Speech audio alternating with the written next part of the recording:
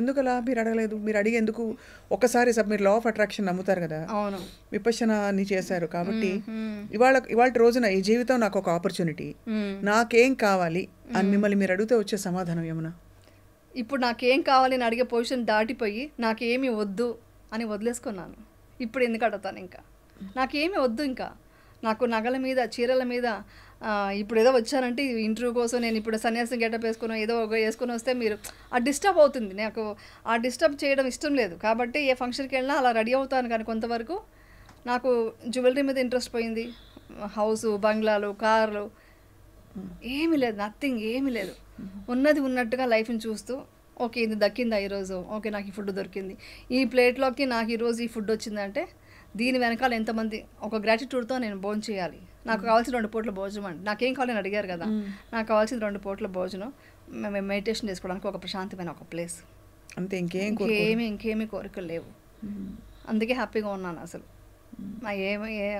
అది మోస్ట్లీ నాకు ఇవన్నీ నాకు ముందే తెలియాలని ఉన్నట్టుందండి. అందుకే నేను ఇప్పుడు ఒకటే అనుకుంటా, ఈ ఎన్ని ప్రాబ్లమ్స్ అంతా వచ్చేదంతా మనం ఇవన్నీ తెలుసుకోవడానికేనా అనిపిస్తుంది నాకు. లేకుంటే ఏమి తెలియకపోతే, నాకు కష్టమే తెలియకపోతే నేను ఎందుకు బుద్ధుడి మార్గంలో వచ్చి ఉంటాను? నేను ఇది మార్గంలోకి ఎందుకు వచ్చి ఉంటాను? ఇంత డీప్గా ఎలా వెళ్ళగలను?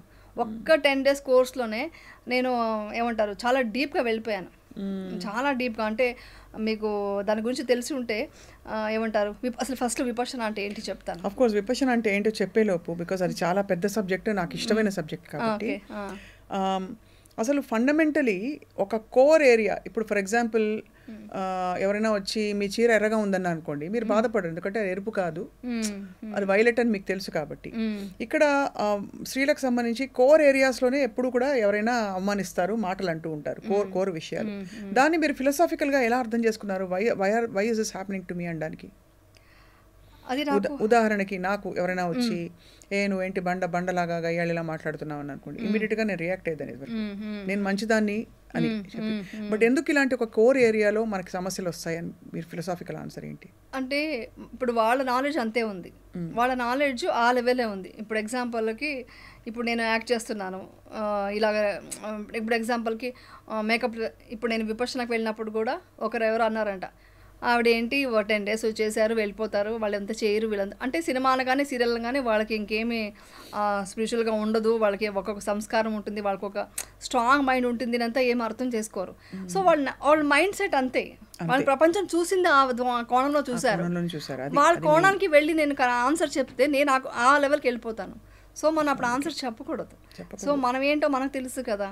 ఒక్క స్మైల్, ఎంతో రాజ్యాన్ని వదిలేసి, సంసారాన్ని వదిలేసి వెళ్ళి సన్యాసం తీసుకున్న బుద్ధుడికే తప్పలేదండి అపనిందనరు. ఆయన మంచి కోరి ప్రపంచానికి మంచి ఒక విద్యను ఇస్తుంటే ఆయనకే చాలామంది ఆయనకి ఎలాగ ఆయన ఇది చేయాలని చెప్పేసి ఒక అపనిందలు దాని మీద మోసేయడానికి ట్రై చేశారు.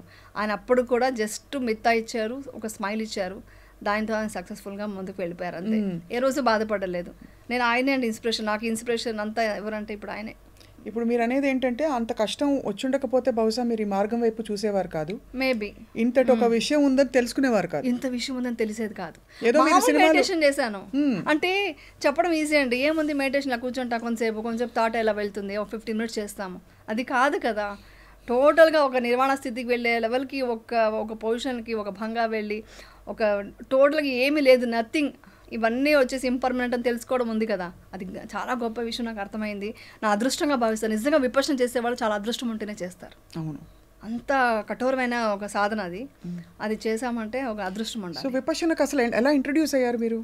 విపశ్యనకు మా అమ్మాయి వెళ్ళింది ఫస్ట్ మీ అమ్మాయి, మా పెద్ద అమ్మాయి వెళ్ళింది. విశిష్టకి ఎవరో చెప్పారంట, తనకి వచ్చి నేను ఎప్పుడు బుద్ధ అని చెప్పేది, అంటే నాకు తెలియకుండానే నేను బుద్ధుడికి ఇదిగా డివోటీగా ఉన్నాను. నేను అంటే ఇష్టపడుతూ ఉన్నాను, బుద్ధుడు చెప్పే మాటలు నాకు నచ్చేది అనమాట. ఆయన ఎప్పుడు చెప్తారు కదా, దుఃఖం బయట లేదు, మీ లోపలే ఉంది, మీ లోపల కరెక్ట్ చేసుకోండి, దుఃఖం బయట నుంచి ఎందుకు చూస్తారు అని చెప్పేవాళ్ళు. అది చెప్పేదాన్ని, ఈవెన్ టీఎన్ఆర్ ఇంటర్వ్యూలో అంతా అదే చెప్పాను, బట్ డీటెయిల్గా నాకు తెలియదు. ఇది మా అమ్మాయి వింటూ వాళ్ళ ఫ్రెండ్స్ చెప్తుంటే అసలు విపశ్యనకు వెళ్లకుండా ఇవన్నీ మాట్లాడుతున్నారు ఏంటి అన్నారు.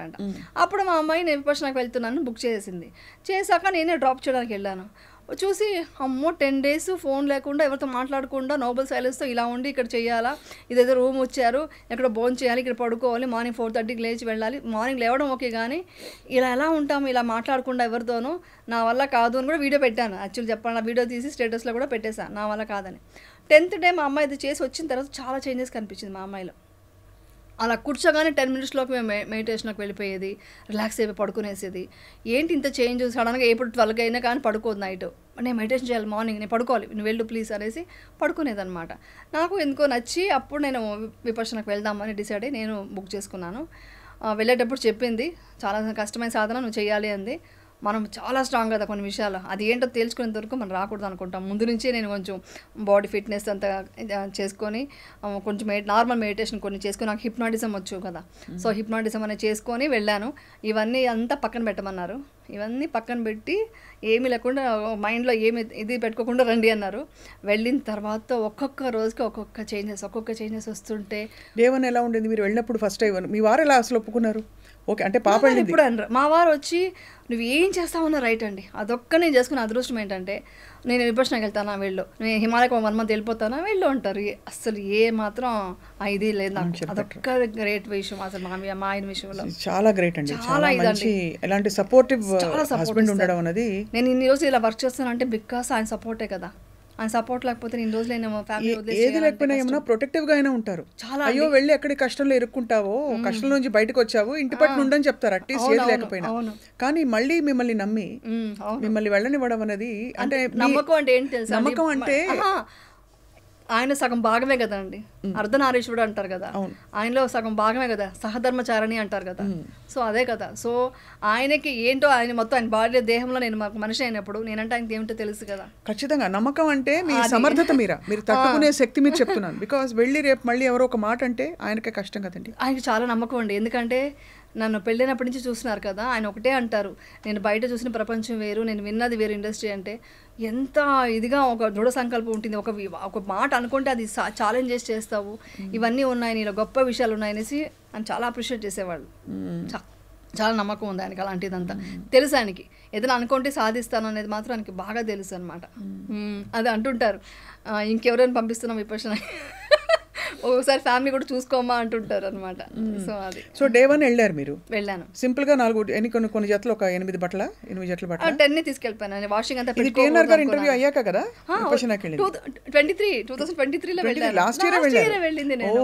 లాస్ట్ ఇయర్ కి ఇంత డీప్ నేను వెళ్ళిపోయాను అనమాట, నాకు చాలా నచ్చింది. బట్ ఆ మధ్యలో అంతా కూడా మీకు ఎక్కడో అక్కడ వచ్చేవా సూచనలు, నాకు I want go in to different world అంటే నాకు ఒకటి బాధ నుంచి విముక్తి అనేది నాకు ఎంత చెప్పినా మాటల్లో ఉండేది. మళ్ళీ నేను ఏడ్చేదాన్ని, ఎంత స్ట్రాంగ్ అనుకున్నా తెలియకుండా ఒక్క చిన్న బాధ కూడా, ఎందుకు బాధ మొత్తం విముక్తి కలగట్లేదు, ఏదో బాధ ఉంటుంది లోపల. నేను చిన్న విషయాలు కూడా కొంచెం హర్ట్ అయ్యేవి, చాలా సెన్సిటివ్ నేను.